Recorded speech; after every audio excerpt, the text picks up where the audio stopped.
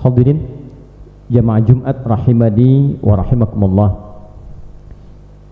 Mengawali Jumat ini kita berupaya untuk selalu meningkatkan syukur dan pujian kita kepada Allah Subhanahu wa taala yang telah memberikan nikmat berkehidupan sampai detik ini dan telah menganugerahkan iman yang mengiringi kehidupan ini dan juga memberikan kemampuan untuk membuktikan keberimanan itu dengan menunaikan ibadah Jumat berjamaah.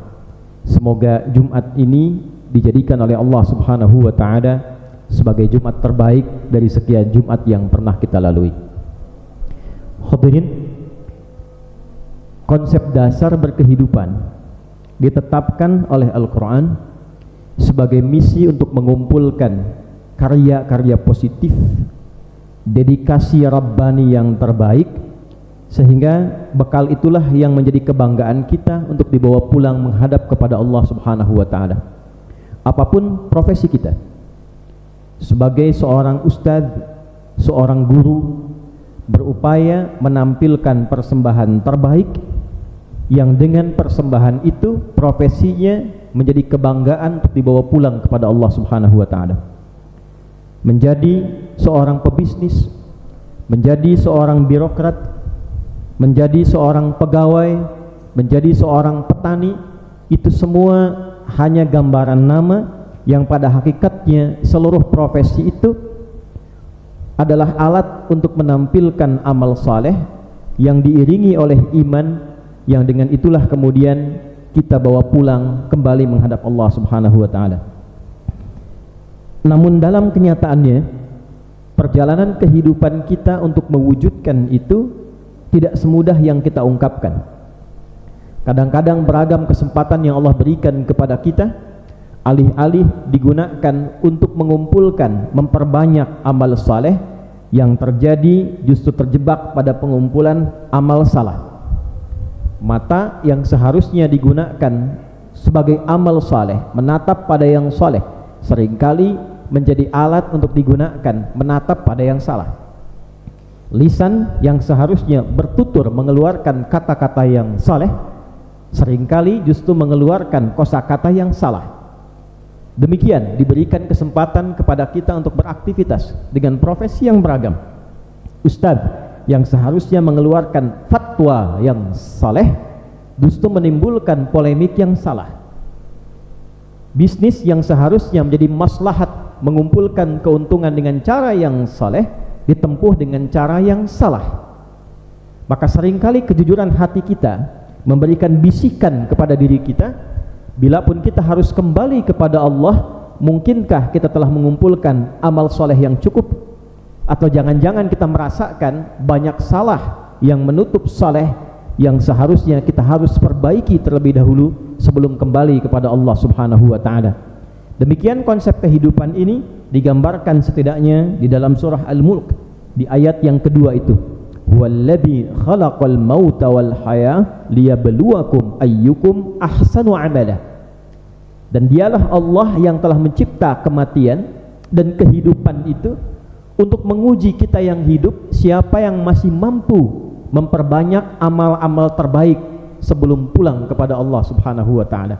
Jika ada yang meninggal, kita diminta untuk melihat kebaikan apa yang dia kumpulkan sebelum wafat sehingga dia wafat dalam keadaan mulia. Nabi mengatakan, "Udzkuru mahasina mautakum."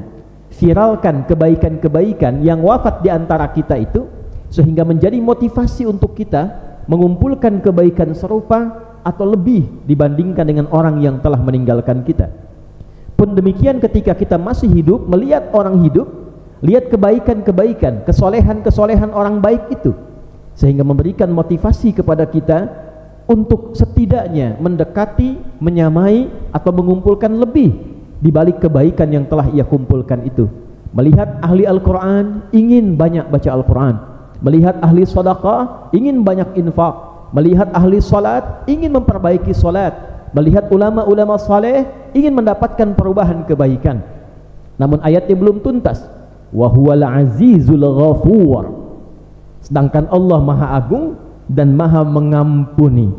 Mengapa ditutup dengan kalimat ujungnya Maha memberikan ampunan? karena tidak sedikit di antara orang-orang hidup yang seharusnya mengoleksi amal saleh justru memperbanyak amal salah.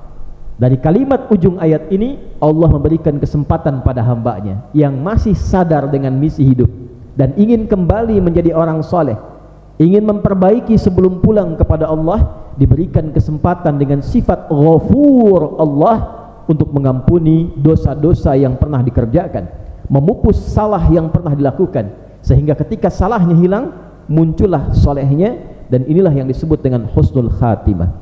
Hadirin, di antara perjalanan 12 bulan yang bisa menutup kesalahan-kesalahan itu dengan sifat Ghafur Allah dan sekaligus menurunkan rahmatnya, puncak kasih Allah kepada seorang hamba yang menggugurkan seluruh dosa-dosanya adalah ketika diturunkan rahmatnya. Itu yang dimaksud Al-Quran surah ke-39 di ayat ke-53. Qul ya ibadiyalladzina asrafu ala anfusihim la taqnatu min rahmatillah innallaha yaghfirud dzunuba jami'an. Muhammad sallallahu alaihi wasallam katakan, viralkan, sampaikan pada hamba-hambaku yang telah berlumur salah, israf dalam kesalahan, mata salah, telinga salah, lisan salah, sampai ke kaki salah, diberikan jabatan salah, diberikan pekerjaan salah, israf. Kata Allah, jangan pernah menyimpulkan untuk putus asa dari rahmatku. Sepanjang dia mau kembali, Allah jemput dengan hidayah. Ketika rahmat Allah digenggam, innallaha yaghfirudz dzunuba jami'a, semua salah itu berpotensi digugurkan, dosanya dihapuskan, kesolehan mulai muncul dalam kehidupan, menutup ujung hidupnya, menggugurkan banyak episode kehidupannya yang gelap. Dan di antara cara Allah menurunkan rahmat itu, diberikanlah 1 bulan dalam perjalanan 12 bulan, dikumpulkan setiap hari dalam sebulan, siang dan malam diturunkan rahmat. Itulah bulan Ramadan. Ramadan bukan sekedar bulan yang menyajikan menu puasa, tidak makan, tidak minum dari fajar sampai dengan maghrib, tidak berhubungan seksual bagi suami istri. Ramadan bukan sekedar bulan latihan untuk menahan amarah, latihan mengendalikan diri. Lebih dari itu, Ramadan adalah bulan yang disiapkan untuk mengejar rahmat Allah subhanahu wa ta'ala, untuk mengejar kemuliaan yang ditampilkan dalam Al-Quran, mencari hudan, petunjuk-petunjuk yang merubah kita menjadi lebih baik, mencari bayinat, penjelasan-penjelasan tentang siapa kita, mengapa kita dicipta, kemana kita kembali, dalam suasana apa kita hidup. Ramadan bulan menemukan Al-Furqan, pembeda yang memberikan kematangan pada kita untuk membedakan ini yang baik, ini yang tidak baik, ini yang benar, ini yang salah, ini yang bermanfaat, ini yang tidak mengandung kebaikan-kebaikan, yang dengan itulah hidup kita menjadi semakin berkualitas. Kita paham cara mengambil kesimpulan, kita tahu cara bertindak. Itulah Ramadan. Saking pentingnya Ramadan, Nabi SAW meminta kita menyiapkan diri sebelum memasuki Ramadan itu, karena ini adalah perjalanan yang sangat menentukan. Boleh jadi Ramadan ini adalah sebagai penutup kehidupan kita, yang dengan itu Allah ingin muliakan kita sebelum kita berpulang kepadanya. Maka di dalam inti hadis riwayat Imam At-Tirmidzi nomor hadis 3451, sanad riwayatnya tersambung pada sahabat Talhah bin Ubaidillah radhiyallahu taala anhu, dari Nabi sallallahu alaihi wasallam mengajarkan kepada kita doa menjelang Ramadan. Nabi menyampaikan, Allahumma ahillahu alaina bil yumni wal iman was salamati wal islam rabbi wa rabbukallah. Dalam riwayat lain bisa ditemukan dalam riwayat Ahmad, bisa ditemukan dalam Sunan Ad-Darimi, ada juga tambahan hilala khairin wa rushdin rabbi wa rabbukallah. Secara singkat hadirin, sebagai penutup khutbah ini, Allahumma ya Allah ahillahu alaina, mohon hadirkan hilal Ramadan, awal Ramadan, pembuka Ramadan kepada kami semua, bil yumni wal iman, dengan keberkahan, dengan ketenangan, dengan rasa aman dan kekuatan iman. Boleh jadi ada orang yang mengaku beriman, tapi ketika menjelang Ramadan hatinya masih gelisah, belum siap mendapati Ramadan, belum paham kemuliaan Ramadan, imannya belum kuat, belum siap menerima Ramadan. Kok cepat sekali puasa datang, kok harus tahan lapar, kok harus tahan haus, belum siap. Maka doa ini memohon kepada Allah membantu supaya disiapkan hati ini untuk menerima Ramadan dengan penuh kenyamanan, keberkahan dan kekuatan iman. Wassalamati, dan keselamatan. Keselamatan fisik. Ada orang siap menerima Ramadan ternyata jatuh sakit fisiknya, harus buka, harus makan saat Ramadan. Kita minta kepada Allah, ya Allah kuatkan fisik saya. Wal Islam, dan dengan kekuatan Islam beramal soleh, semangat salatnya, semangat puasanya, semangat baca Al-Qur'annya. Ada orang lapang hatinya, sehat fisiknya, tapi minim amalnya. Tarawih malas, Quran tidak khatam, puasa hanya nunggu maghrib, baru sahur sudah lihat kapan buka, jam berapa buka. Maka kita minta kekuatan pada Allah untuk menikmati Ramadan dengan amal saleh.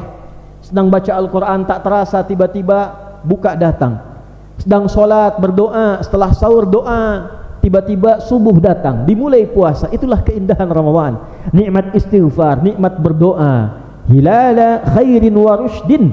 Itulah pembuka Ramadan yang menyenangkan, penuh dengan kebaikan, penuh dengan petunjuk dan kemuliaan. Lalu kita mengkhitab, diajarkan oleh Nabi, ya Hilal, Rabbi wa Rabbukallah, Tuhanku dan Tuhanmu sama, yaitu Allah. Seakan kita mengatakan komitmen pada diri kita. Kalau hilal teratur mengikuti Allah, diperintahkan terbit, diperintahkan setengah, diperintahkan utuh, diperintahkan di bawah ufuk. Ketika hilal yang tidak dihisab mau menuruti perintah Allah, taat kepada Allah, maka kita yang dihisab lebih harus mampu taat kepada Allah menjalani Ramadan ini. Hilal Ramadan diperintah oleh Allah, hilal muncul, dia muncul pertanda Ramadan. Maka ketika hilal pun semangat muncul di bulan Ramadan, walaupun tertutup dia menandakan munculnya Ramadan. Sedemikianlah kita harus semangat untuk menaati Allah ketika hadir Ramadan, menikmati Ramadan, karena Tuhan kita dengan Tuhan hilal pun yang dicipta oleh Allah, yaitu sama Allah Subhanahu wa ta'ala. Semoga Ramadan ini kita mendapatkan manfaat, kita mendapatkan rahmat, dan kita bisa bertaubat, diberikan kembali kesempatan oleh Allah Subhanahu wa ta'ala memperbaiki amal salah menjadi amal-amal yang saleh. Barakallahu li wa lakum fil Qur'anil azim, wa nafa'ani wa iyyakum bima fihi minal ayati wa dzikril hakim, wa taqabbala minni wa minkum tilawatahu innahu huwas sami'ul alim. Ud'ullaha yastajib lana wa lakum jami'an.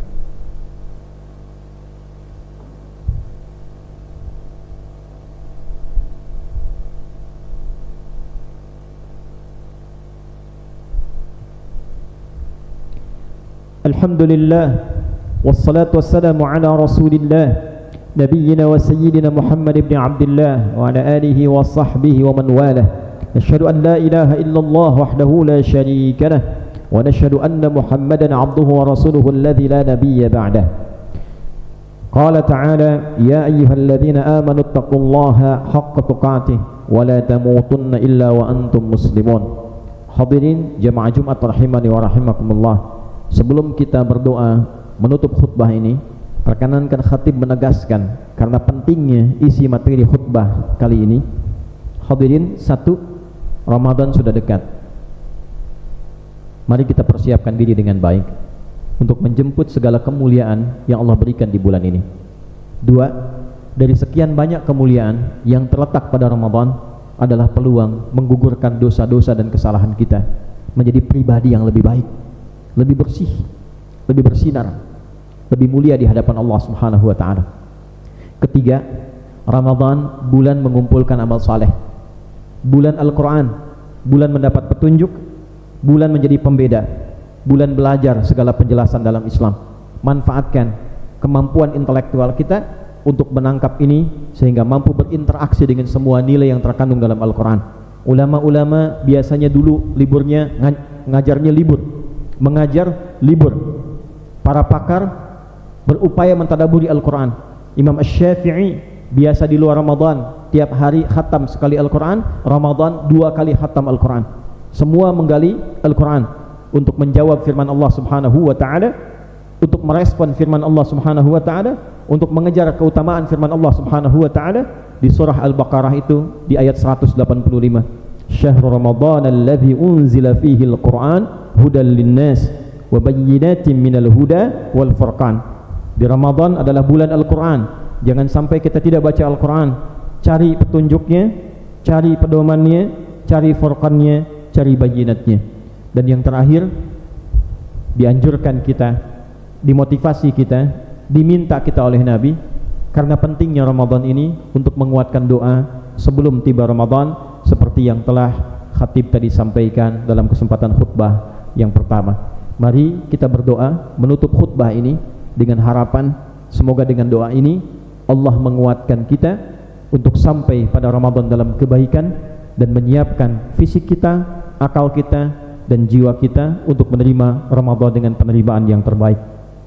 Qala ta'ala, inna allaha malaikatahu yusalluna 'alan nabi ya ayyuhalladzina amanu sallu 'alaihi wa sallimu taslima.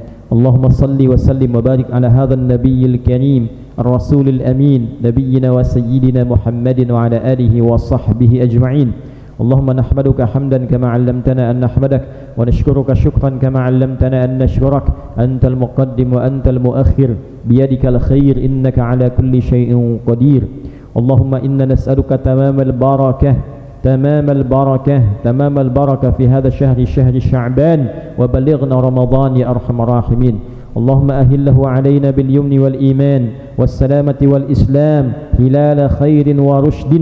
ربي وربك الله يا هلال. اللهم اغفر للمسلمين والمسلمات والمؤمنين والمؤمنات الأحياء منا والأموات إنك سميع قريب مجيب الدعوات ويا قاضي الحاجات. ربنا لا تدع لنا في مقامنا هذا ذنبا إلا غفرته ولا هما إلا فرجته ولا دينا إلا قضيته ولا مريضا إلا شفيته ولا حاجة من حوائج الدنيا والآخرة فيها لك رضا وفيها لنا الصلاح إلا قضيتها يا أرحم الراحمين. اللهم انصر إخوتنا في فلسطين وفي كل مكان المبتلين واجعل أحياءهم مجاهدين في سبيلك وموتاهم شهداء وألحقنا معهم في رحمتك يا أرحم الراحمين. وبارك وحافظ بلادنا هذه أندونيسيا المحبوبة يا رب العالمين واهد رؤساءها ليهتدوا إليك وليخفف حسابهم يوم القيامة. واهد يا الله علماءها ليكونوا علماء ربانيين المخلصين يا أرحم الراحمين. اللهم بارك هذه المدرسة أخيار ومعهدها ميرا وبارك يا الله مؤسسيهما يا رب العالمين ومعتمريهما يا أرحم الراحمين وأهلهما يا رب العالمين. ربنا آتنا في الدنيا حسنة وفي الآخرة حسنة وقنا عذاب النار. وصلى الله على سيدنا محمد وعلى آله وصحبه أجمعين وآخر دعوانا سبحانك اللهم ربنا وبحمدك نشهد أن لا إله إلا أنت نستغفرك ونتوب إليك والحمد لله رب العالمين. عباد الله إن الله يأمر بالعدل والإحسان وإيتاء ذي القربى وينهى عن الفحشاء والمنكر والبغي يعظكم لعلكم تذكرون ولذكر الله أكبر والله يعلم ما تصنعون. أقيموا الصلاة يرحمكم الله.